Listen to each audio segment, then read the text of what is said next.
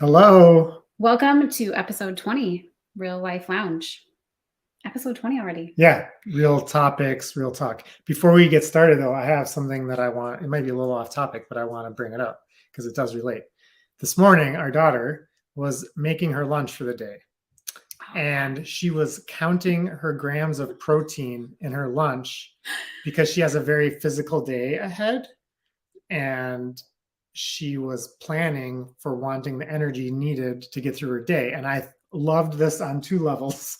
The first level was the things we're talking about are rubbing off and they're like, it's getting through. And a lot of that is in real life learning. And I love it that it's like catching on. And the second level was, man, I wish I had that when I was a kid and had that kind of knowledge and was able to fuel myself smartly for my activity level. And I was just like beaming father. Yeah, she was like she knew how many grams of protein were in her like snack pack, and then she had a cheese stick, and she's like, where else can I get protein from? What else can I want to hit 30 grams? She had like a goal. I loved it. Loved it. Oh, so that's like kitchen stuff, right? But today we're talking about crafts and STEM projects. Because we're still on this summer learning topic. Yes. So there are endless ideas for crafts and STEM projects that you can do over the summer.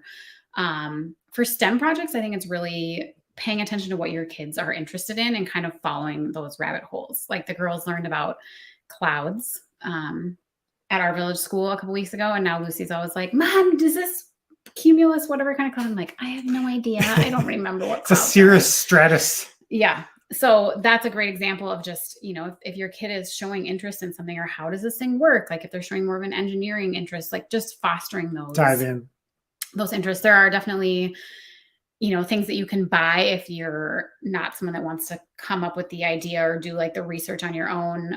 Like there's these delivery boxes, like KiwiCo has them.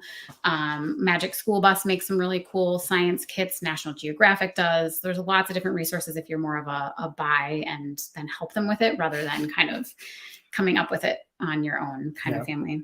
We're not all science proficient. I think science is great. That's just not where our strengths are. And there's so many different kinds of science, right? Like from like how the human body functions to geology to plants and animals and chemistry and physics. There's so astronomy. Many.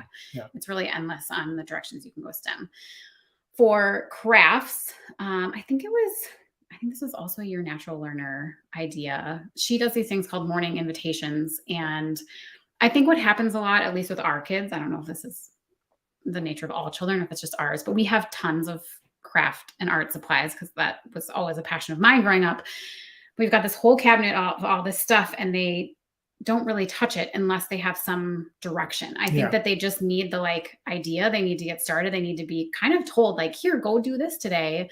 And then they'll run with it. Yeah. Otherwise it's a closet full of crayons. Like, what are you going to do with it? I mean, there's more than crayons. I know, but metaphorically, like that's what it is. Yes. So like last week we toured this farm and they made like the pony bead like bracelet, and then they came home and they've had beads out every day since because they were inspired and it was fun, and they realized, oh, we have all these things now. Let's see what we can do at home. Describe a little bit about what morning invitation is. So I can't think of her name, but anyway, she has like calendars where if you're a homeschool family, which you could do this in the summer, you give them it's meant to be very independent. So you're not having to like help them, but obviously depending on the age of your kids, sometimes you do, but just having a specific activity for them to do in the morning that is craft or STEM focused. After I kind of used her calendar, I kind of went rogue, and I really like using a website called nationaltoday.com. It just has all of the national holidays for every day, and like I wouldn't call them holidays, but it's like what's today, like National Yogurt Day? No, today is National Taffy Day. Let's make saltwater taffy today. Yeah, so it's a great source of ideas. So if it was like National Panda Day, I would say, okay, draw a picture of a panda and like write something on it. It just, to me, it was a great way to have an idea generation. Yeah, thought starter. But yeah, so it's just giving them a specific thing to do in the morning. Like, okay, today's morning invitation is going to be building with Legos. The thinking behind that is that you start the day on their own creativity so that they aren't being dictated necessarily do this, do this, do this. Instead, they get to let their mind go and get the juices flowing a little bit and start their day that way, and also to be independent. It was just a really good transition to then get into like doing this, more school stuff. I love the prompt to kickstart creativity. I think the challenge we have as parents is to somehow be able to teach creative thinking. We always say like critical thinking is so key, and so much of critical thinking is having creativity and thinking outside the box and coming up with ideas.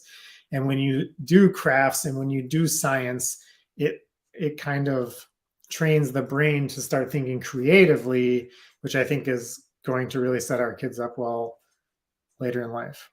Well, and I also think, especially in the summer when our kids are home and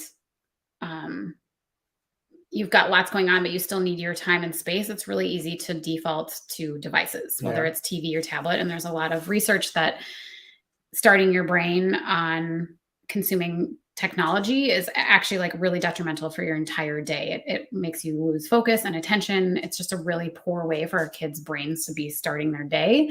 So having a morning invitation allows them to have a specific intentional activity that also gives you space to get ready for your day that's not on a device. Yeah. All right. I think that's it. If you have some source of crafts or STEM activities that you love to do, we would love to know about it so we can share it with our audience as well. And we have one more week on this summer theme. Next week, we're going to talk about habits and how to help your kids establish good habits over the summer. That is also, I forgot to mention. Okay. So in the Best Summer Ever guide, each week there is a craft and a STEM activity, at least one of each for every single week of the 12 weeks in our Best Summer Ever guide. So this is also another amazing resource to come up with those ideas if you don't want to come up with them on your own. So Great. You can find the links for this in our profile, both digital and on Amazon. It does feel good to be talking about summer since it finally feels like summer. Just very exciting. It's good to get outside, go for walks, go for bike rides. Just get outside. Yeah. All right. Have a great day. Thanks for following along. And as always, reach out with any ideas and suggestions. And please continue to like, comment, share, and subscribe. Have a good day.